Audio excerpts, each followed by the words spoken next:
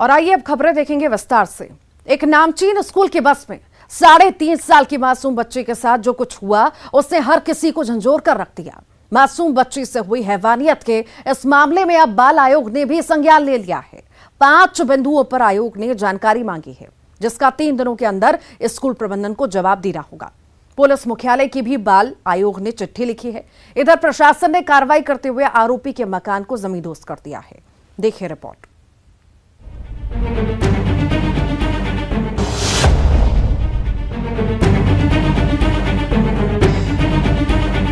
लगभग 5 बिंदुओं पर उनसे जानकारी मांगी है कि आपने कहां-कहां अनदेखी की है, कहां-कहां आपने निर्देशों का पालन नहीं किया है। ये जानकारी आने के बाद संबंधित लोगों पर हम कड़ी कार्रवाई की अनुशंसा करेंगे। बस अंकल बैड है, वो मुझे परेशान करते हैं और बैड टच करते हैं। एफआईआर में दर्ज ये वो घिनौना सच है जो थर्रा कर रख देता है। मासूम बच्चियों की हिफाजत का सवाल, घिनौनी मानसिकता का। 3.5 साल की मासूम बच्ची तक सेफ नहीं, जिसके साथ स्कूल बस में बस ड्राइवर ने अश्लील हरकत की, उसे बैड टच किया। वो मासूम गुड़िया जो किसी को कुछ बता नहीं पाई। अब हुआ क्या है वो आपको एफआईआर की जुबानी सुनाते हैं। भोपाल के नामी ग्रामीण school Billabong high international school का ये मामला है। तारीख 8 सितंबर, जब 3.5 साल की बच्ची स्कूल बस से अपने घर पहुंची। वक्त हो रहा था दोपहर के 1:30 बजे। बच्ची की ड्रेस बदली हुई थी। ये देखकर बच्ची की मां हैरान रह गई। एफआईआर के मुताबिक बच्ची की मां ने बताया कि बच्ची की टी-शर्ट गंदी या गीली नहीं थी। फिर मां ने अपनी बेटी से पूछा कि आपकी ड्रेस किसने बदली, तो बच्ची ने बताया बस के अंकल ने।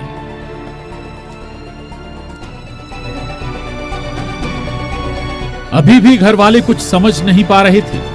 ना तो बेटी की टी-शर्ट गंदी थी, ना ही गीली, ना उस पर उल्टी थी, तो ड्रेस क्यों बदली गई और पेरेंट्स को क्यों नहीं बताया गया। स्कूल में ड्रेस चेंज नहीं हुई थी, ये बात खुद टीचर ने कही, तो बस में ड्रेस किसने चेंज की और क्यों। स्कूल प्रबंधन से घर वालों को कोई ऐसा जवाब नहीं मिला जिससे ये साफ हो सके आखिर इसके पीछे वजह क्या थी। लेकिन रात में 8 बजे जब बच्ची वॉशरूम गई तो पेरेंट्स ने उससे प्यार से पूछा, आपको स्कूल या बस में कोई बैड टच करता है? और बेटी ने जो सच बताया उसे सुन परिवार वाले दंग रह गए। मासूम बच्ची ने कहा, बस अंकल बैड हैं, वो मुझे परेशान करते हैं और बैड टच करते हैं।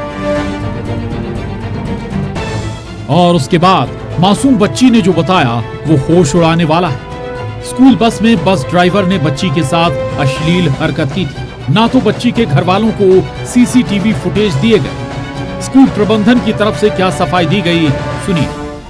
फुटेज का सिर्फ इतना रहता है कि जो भी हम लोग कैमरास वगैरह करते हैं ये थर्ड पार्टी वेंडर के पास होता है। उसका स्टोरेज वगैरह हम लोग बहुत दिनों तक नहीं रखते हैं क्योंकि बसेस बहुत ज्यादा होती हैं। सबसे अच्छी बात ये होती है कि जीपीएस ट्रैकर क्लाउड में जाता है और वो कोई भी उसके साथ टैंपर नहीं कर सकता है। तो उसको जब देखा गया तो यही पाया गया कि जिस दिन की ये घटना बताई जा रही है 8 तारीख को, उस दिन बच्ची के साथ जो रेगुलर रूट था वही फॉलो किया गया।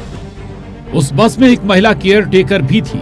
स्कूल प्रबंधन का कहना है कि उसने बच्ची की ड्रेस बदली। दलील ये कि पानी पीने से बच्ची की ड्रेस गीली हो गई थी।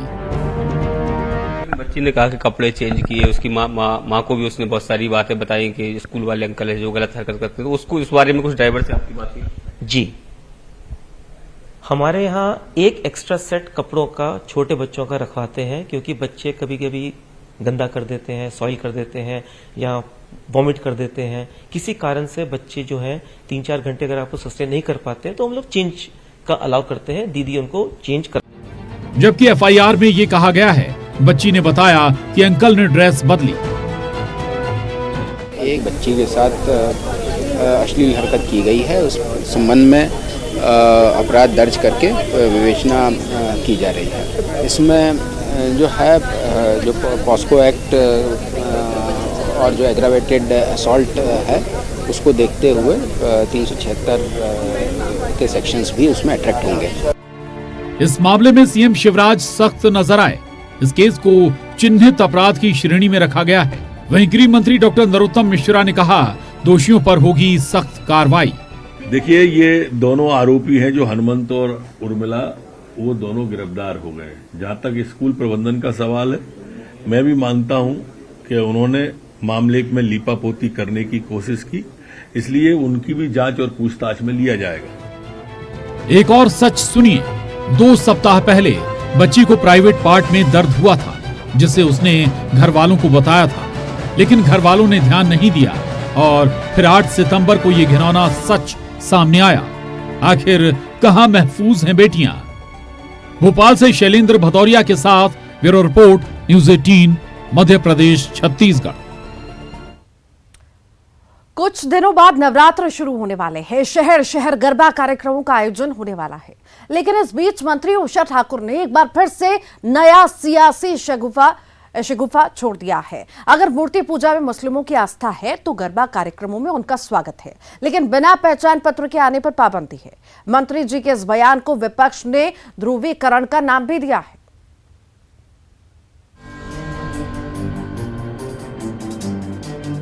गरबा में मुस्लिमों के प्रवेश को लेकर संस्कृति मंत्री उषा ठाकुर ने फिर एक बड़ा बयान दिया है। उन्होंने कहा कि ये शक्ति की आराधना का पर्व है। अगर मूर्ति पूजा में मुस्लिमों की आस्था है तो उनका स्वागत है। उनकी धार्मिक आस्था और धर्मशास्त्र उन्हें अनुमति देते हैं तो ही वे गरबे में आएं। जो भी मुस्लिम आए अपने परिवार के सदस्यों के साथ आएं, केवल मनोरंजन के लिए न आएं। मेरा निवेदन इतना ही है, यदि मूर्ति पूजा में उनकी आस्था है, यदि उनके कुरान, उनकी धर्मशास्त्र उनको अनुमति देती है मूर्ति पूजा की, तो उनका स्वागत है। आप मनोरंजन के लिए ना आए और मनोरंजन के लिए ना आए, सही एकदम बात आपने कह दी। और साथ आना है तो अपनी माँ, पत्नी, बेटी, इनको साथ निमंत्रण दे रही मैम, अकेला ना आए। निमंत्रण दे रही मैम, निमंत्रण भाई उनकी, यदि वो मूर्ति पूजक बनना चाहते हैं तो उनका स्वागत है। उन्होंने कलेक्टरों को निर्देश दिए हैं कि बिना पहचान पत्र किसी को गरबा में प्रवेश न दें। संस्कृति मंत्री उषा ठाकुर का कहना है कि गरबा में किसी जाति, धर्म या संप्रदाय के साथ भेदभाव की बात नहीं है। सबका स्वागत है, लेकिन अपनी असली पहचान के साथ। इसमें एंट्री किसकी बैन रहेगी? सिर्फ हिंदुओं को एंट्री दी जाएगी? देखिए, आप ऐसे उसको मत, पंथ और संप्रदायों में बांटकर सामाजिक समरसता को भंग ना करें। नव दुर्गा का उत्सव शक्ति और साधना का पर्व है।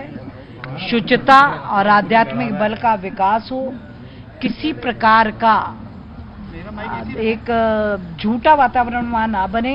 इसलिए जो भी व्यक्ति आए अपनी पहचान लेकर आए, पहचान छुपा कर ना आए। कोई भी आ सकता है, कोई भी पहचान लेकर कोई भी।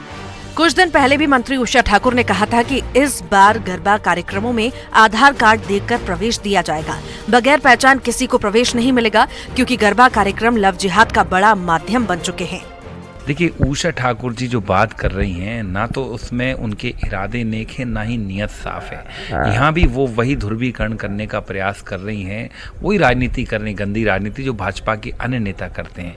क्योंकि मूर्ति पूजा और भी कई धर्मों में होती है, कईयों में नहीं होती। लेकिन जिस तरह से वो बात कर रही हैं, पहले उन्होंने कहा कि आधार लेकर एंट्री करें, आज करें सपरिवार आए, तो मुझे लगता है ये उनका जो बयान है, ये कहीं ना कहीं ध्रुवीकरण करने का बयान। और सबसे बड़ी बात, ऐसा कहा जाता है कि ईश्वर के लिए सब उसके बच्चे एक समान होते हैं। उषा ठाकुर ने यह बयान ग्वालियर में दिया था। उन्होंने गरबा आयोजित करने वालों से अपील की थी कि इस बार गरबा में प्रवेश देने से पहले परिचय पत्र देखना जरूरी है। Bureau report, news 18, Madhya Pradesh, Chhattisgarh. करोड़ों की हेराफेरी के किंग बिशप पीसी सिंह पर बड़ा खुलासा हुआ है। 2 करोड़ से ज्यादा एफडी की जानकारी जांच एजेंसी को मिली है। ईओडब्ल्यू की पूछताछ में इसका खुलासा भी हुआ। केंद्रीय एजेंसियां भी बिशप से पूछताछ लगातार कर रही हैं। जानकारी मिली है कि बिशप पीसी सिंह ने 174 बैंक खाते खोल रखे हैं। बैंक खातों की डिटेल खंगालने में ईओडब्ल्यू के अधिकारी लग गए हैं। इसके लिए चार्टर्ड अकाउंटेंट की भी मदद ली जा रही है।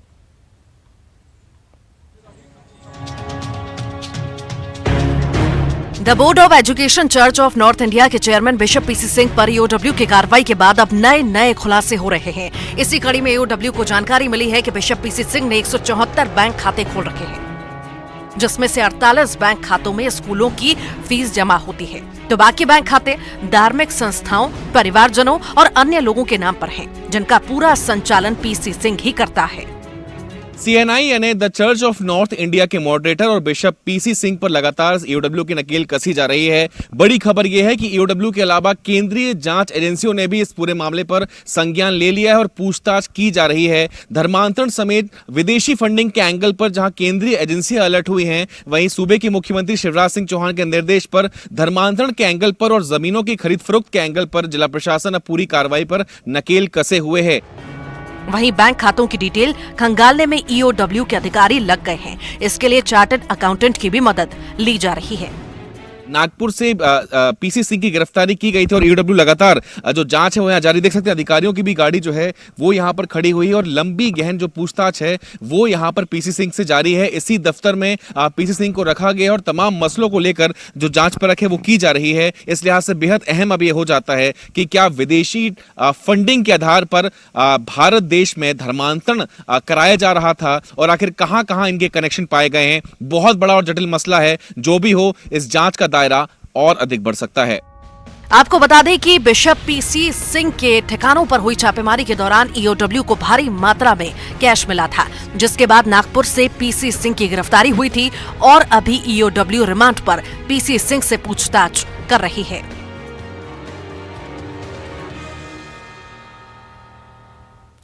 मध्य प्रदेश विधानसभा के मॉनसून सत्र के पहले ही दिन विपक्ष ने सदन के अंदर से लेकर बाहर तक सरकार को घेरने की कोशिश की। अंदर जहां कारण डैम से लेकर पोषण आहार जैसे मसलों पर विपक्ष चर्चा की मांग कर रहा था, तो सदन के बाहर किसानों को की फसलों के वाजिब दाम न मिलने के बहाने विपक्षी विधायकों ने विधानसभा के गेट पर जमकर लहसुन पॉलिटिक्स की, लेकिन कई मोर्चों पर विपक्ष भी घिरा नजर आया। मसलन जो विपक्ष सत्र को छोटा बताकर सरकार को कोस रहा था, उस विपक्षी दल के विधायक और प्रदेश अध्यक्ष खुद सदन में मौजूद नहीं थे।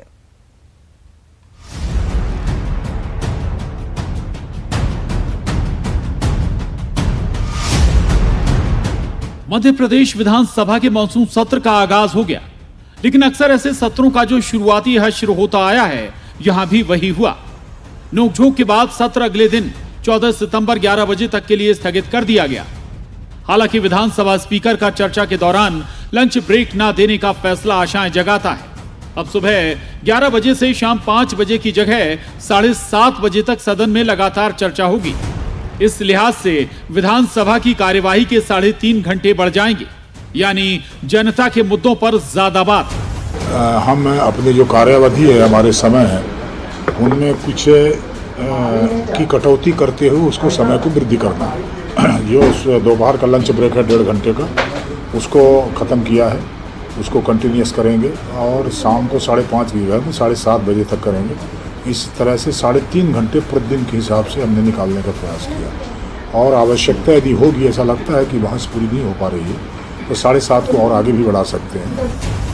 इधर विपक्ष कारम के साथ पोषण आहार पर भी चर्चा चाहता है।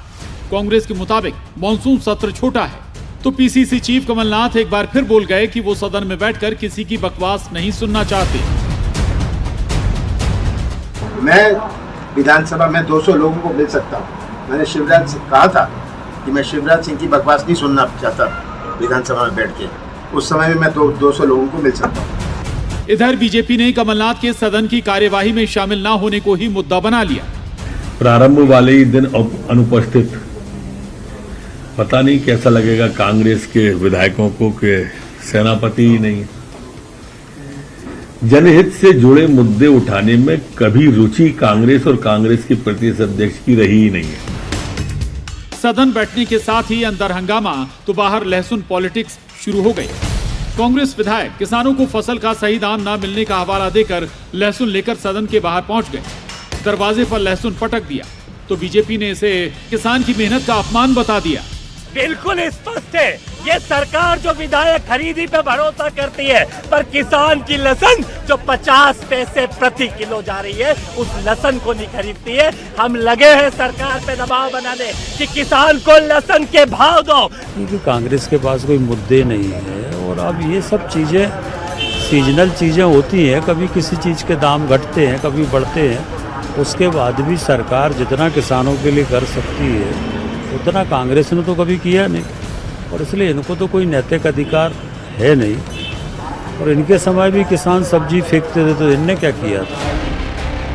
दरअसल सत्र ठीक से चलाने एक दिन पहले ही सर्वदलीय बैठक, मुख्यमंत्री की मंत्रियों के साथ चर्चा और कांग्रेस बीजेपी ने विधायक दल की बैठक भी कर डाली, लेकिन नतीजा वही हुआ जो होता आया है। तो क्या ये बैठकें महज औपचारिकताएं भर रह गई हैं? क्या सदन को भी जनता के मुद्दों पर चर्चा के बजाय वार पलटवार का प्लेटफॉर्म बना लिया गया? हालांकि कुछ देर के लिए हाई प्रोफाइल हुए लहसुन को बाद में कचरे के डिब्बे में पहुंचा दिया गया, लेकिन सवाल ये कि क्या जनता से जुड़े मुद्दों पर वाकई सार्थक बहस हो पाएगी सदन में? भोपाल से अनुराग श्रीवास्तव, वासु चौरे के साथ bureau report, news 18, Madhya Pradesh, Chhattisgarh. Ram के नाम पर सियासत करने वाली बीजेपी और उसके सहयोगी संगठन संघ को कांग्रेसियों ने छत्तीसगढ़ में श्री राम की माता कौशल्या के नाम पर घेर लिया है। मोहन भागवत चंद्रखोरी में माता कौशल्या मंदिर पहुंचे तो इस दर्शन पर भी सियासत शुरू हो गई है।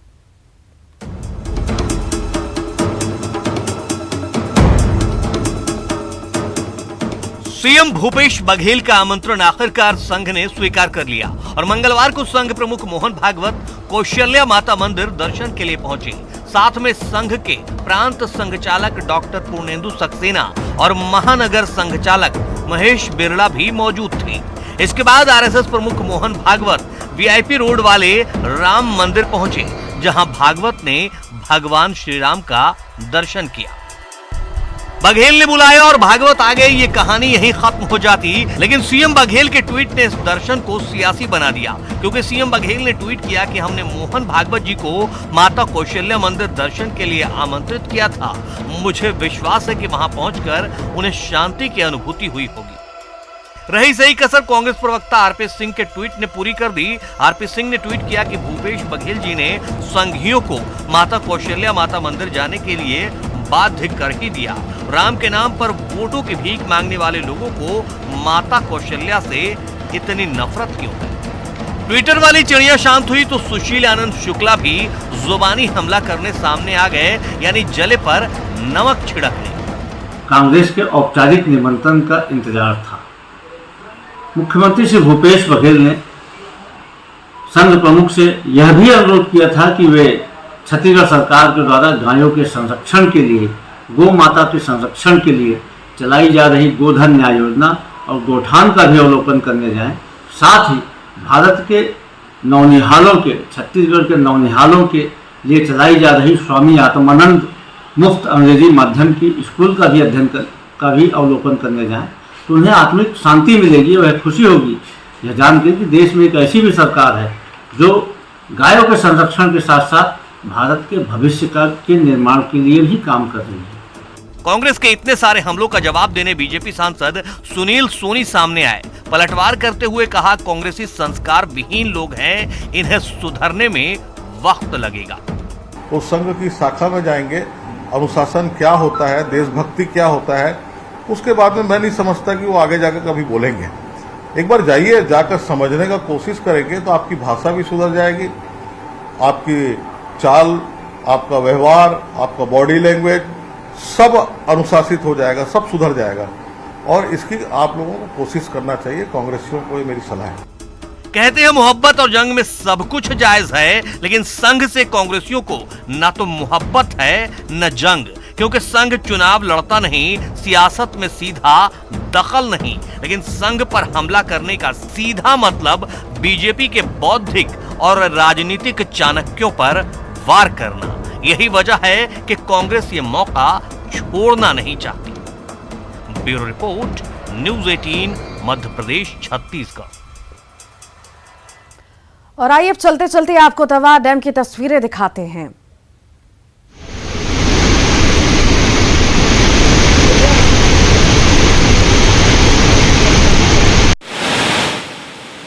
लगातार पानी का इनफ्लो बढ़ने के बाद डैम के गेट फिर से खोल दिए गए हैं। तवा डैम के 9 गेट को 7 फीट की ऊंचाई तक खोल दिया गया, जिससे 1,09,728 क्यूसेक पानी छोड़ा जा रहा है।